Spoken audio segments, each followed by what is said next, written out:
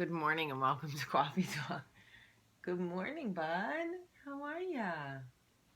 Did you do good sleepers? Gross, buddy. This dog has the grossest eye boogers. Okay, everybody. Ace is here.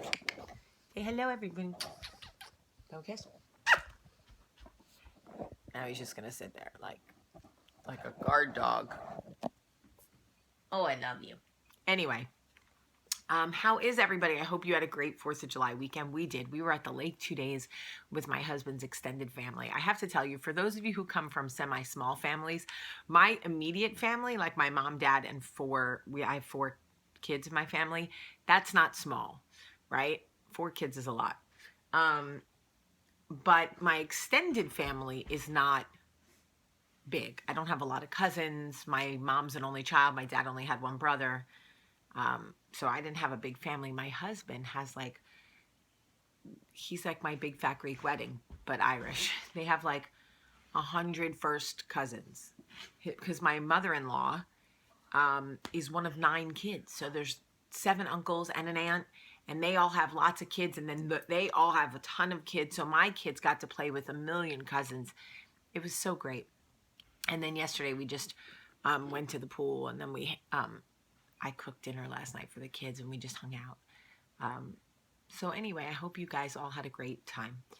4th of July is always fun until you have a dog, and then the fireworks scare the bejesus out of your dog. So I was talking to Michael this morning. Ow! I was talking to Michael this morning about Coffee Talk. He was like, what are you going to talk about? I was like, I don't know yet. I don't know what I'm in the mood to talk about. He was like, you should talk about how you blame how you're working on your blaming. And I was like, that's a good one. I will talk about that. So when we were in therapy, we originally went to therapy, started marriage counseling because of something Michael did. This is the truth. This is not something that Michael will deny. He hurt me. He didn't cheat on me, but he hurt me. And I was done. You know, there's an interesting thing that happens, sidebar, with a woman. When a woman is turned off, oh my gosh, it is so hard to turn her back on. I'm not saying it can't happen. Obviously, we put the work in, but because women, we operate sometimes at that 1% above our breaking point, and we can go years at just a tic-tac over our breaking point. And then when we break, it's like we can't go. You would think it wouldn't be much for us to go back just above that breaking point. But I think it was R. Kelly who said, when a woman's fed up, there ain't nothing you could do about it. And I swear sometimes that is the truth. Anyway, so we went to therapy and we were working through different things. And everything that the therapist brought up, I would be like, yeah, that's his fault. And so finally the therapist said to me one day, Jamie, do you realize that you like to blame? And I was like, what?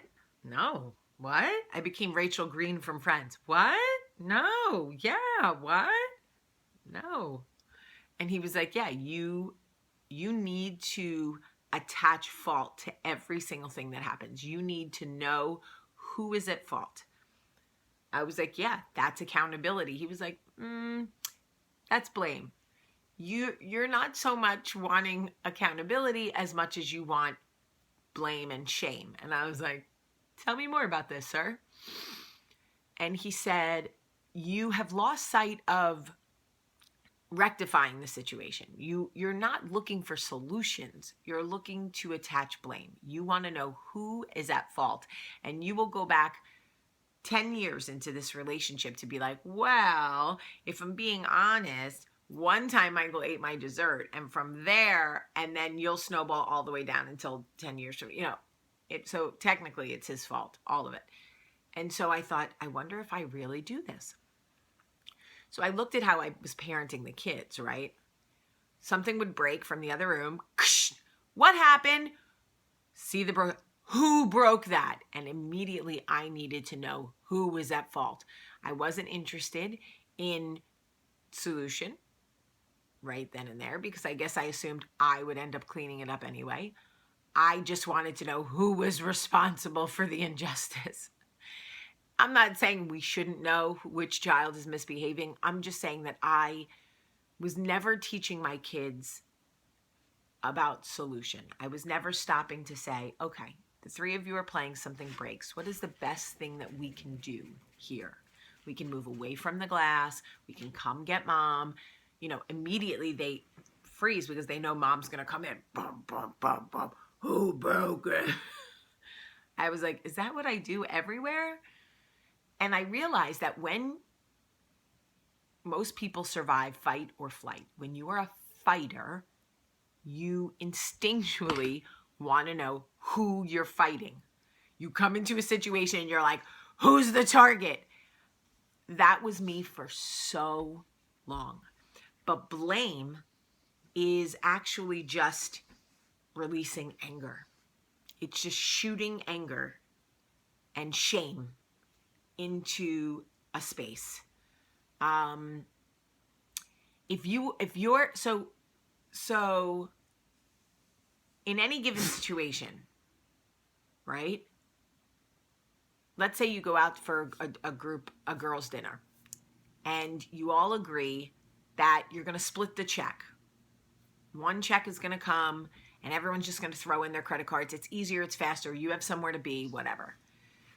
Somehow lines get crossed, and the waitress or waiter's taking forever to come back to the table, and the waiter finally comes back with 7 different checks. And you go, oh, who did that? Who told him to separate the checks? We agreed.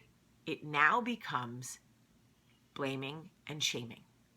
There's nothing that can be done, yet you still need to know who, you want to know who was the one responsible for the injustice. That was me. Always. I was that person constantly. It was like I had to let you know that I knew that you were the one who made the mistake. Why, Jamie? Why do you have to attach blame in every situation with your husband, with your kids, with your friends, with your life, with your blah, blah, blah? Why?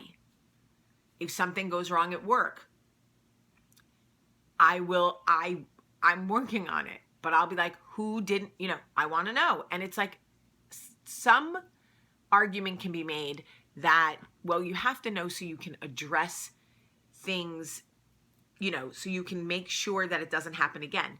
But here's what I've learned since I've been working on the blame game.